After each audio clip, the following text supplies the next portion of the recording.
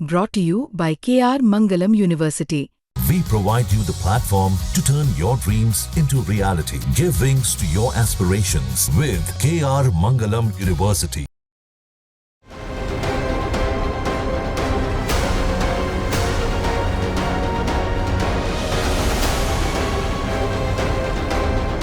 जो संगठन कभी भारत के खिलाफ पाकिस्तान की फौज के साथ खड़ा था, जो 1971 में बांग्लादेश की आजादी को कुचलने में लगा था, जिसने भारत के प्रधानमंत्री नरेंद्र मोदी के बांग्लादेश दौरे पर हिंसक प्रदर्शन किए, उसे अब बांग्लादेश की सुप्रीम कोर्ट से खुली छूट मिल गई है।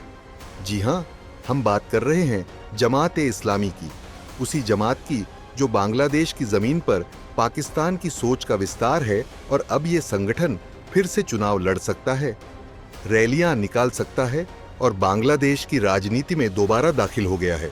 सबसे पहले आप 1971 का वो साल याद कीजिए जब भारत ने बांग्लादेश को आजादी दिलाई थी।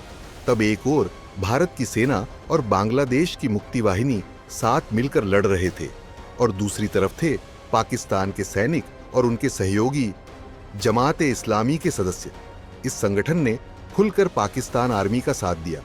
बांग्लादेश के नागरिकों पर जुल्म ढाए गए, हिंदू परिवारों को मारा गया और जमात के सदस्य इन अत्याचारों में शामिल थे।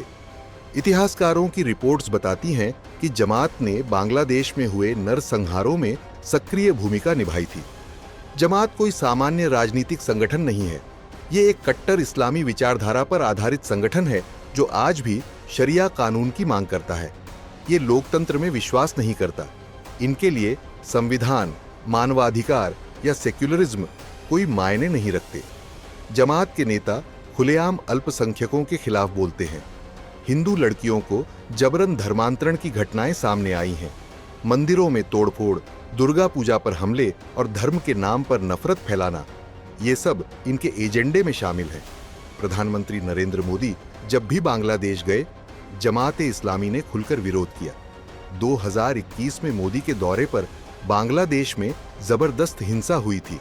दर्जनों जगहों पर आगजनी, पुलिस पर हमले और कई लोगों की मौत हुई। इन प्रदर्शनों के पीछे सबसे बड़ी ताकत थी जमात-ए-इस्लामी। 2013 में जब जमात पर लगा था चुनावी बैन, इनकी गतिविधियों को देखकर साल 2013 में बांग्लादेश की सुप्रीम कोर्ट ने एक ऐतिहासिक फैसला लिया। कोर्ट ने कहा कि जमात-ए-इस्लामी की विचारधारा बांग्लादेश के सेक्युलर और लोकतांत्रिक मूल्यों के खिलाफ है। इनकी नीतियां संविधान विरोधी हैं और इसलिए इन्हें चुनाव लड़ने से बैन किया जाता है। ये बैन बड़ा फैसला था।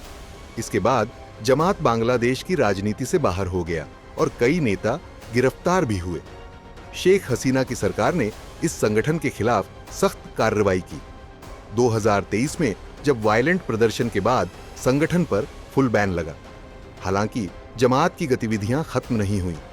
2023 में फिर से इनकी रैलियों और प्रदर्शनों ने हिंसक रूप ले लिया। फिर सरकार ने इनके ऊपर फुल बैन लगा दिया। ना रैली, ना मीटिंग, ना चुनाव, यानी पूरी तरह से पॉलिटिकल ब्लैकआउट।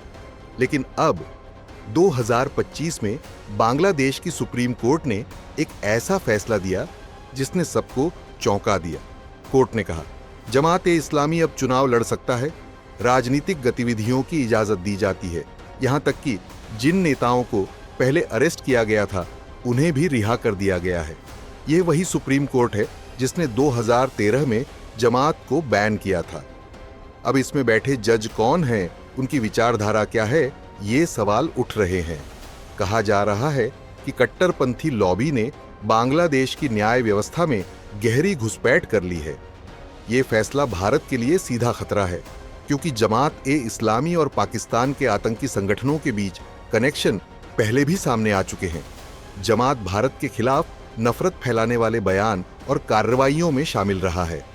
बांग्लादेश अब आतंकियों का गेटवे बन सकता है पूर्वोत्तर भारत के लिए। बॉर्डर इलाकों में आईएसआई और जमात के सहयोग से भारत के खिलाफ साजिशें रचने का खतरा बढ़ गया है और अब जब इन्हें राजनीतिक संरक्षण मिलेगा तो इनकी ताकत और बढ़ेगी। खैर, भारत को इस फैसले को हल्के में नहीं लेना चाहिए। कूटनीतिक स्तर पर बांग्लादेश से सवाल पूछे जाने चाहिए। सुरक्षा एजेंसियों को सीमावर्ती राज्यों में अलर्ट रहना होगा। भारत बांग्लादेश संबंधों में एक नई चुनौती खड़ी हो गई है। जिसका डर था वही हुआ। 1971 के दुश्मन अब 2025 में दोस्त बनकर सत्ता में लौट रहे हैं। बांग्लादेश की धरती पर जमात की वापसी सिर्फ बांग्लादेश नहीं, भारत की सुरक्षा के लिए भी एक गंभीर खतरा है। अब वक्त है जागने का, समझने का और सतर्क रहने का।